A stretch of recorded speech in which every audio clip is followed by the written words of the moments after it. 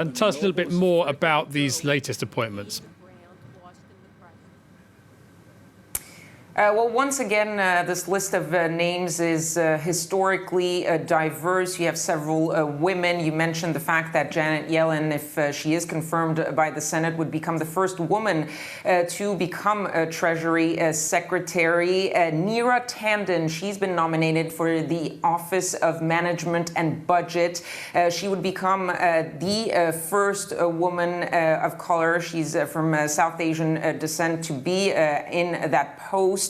And there's also the Deputy Treasury Secretary who is Adewale Adeyemo. He would be the first black man in that position. So once again, the focus of Joe Biden is to have a cabinet that looks like America. He repeated that over and over again. And with this economic team, you're seeing that happening again. Those people, of course, need to be confirmed by the Senate. It shouldn't be a problem for Janet Yellen, who is seen as a nonpartisan person who's won praise from both the Democrats and the Republican. It could be a little bit more difficult for Neera Tanden, who has sparred with Republicans over the years. One senator's spokesperson saying that she has no chance of being confirmed. And she sparred also with the progressives on the Democratic side for picking the side of Hillary Clinton over Bernie Sanders back in 2016.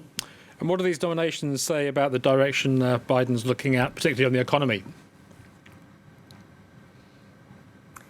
Well, the first direction is, of course, bringing the American economy back from the brink because of this pandemic. And so the focus of this team, initially at least, will be all eyes and all focus on rebuilding the American economy. You see someone who has battle-tested Janet Yellen, someone who's dealt with economic stimulus as the head of the Fed.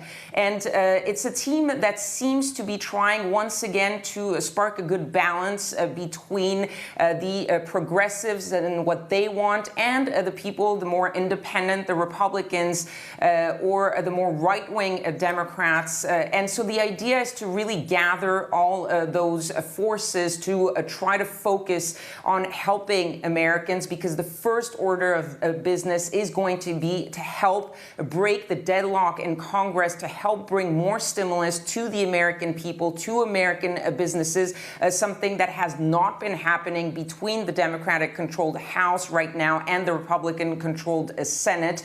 And all those all those people in this team will be working on that. Kethevane, thanks very much for joining us.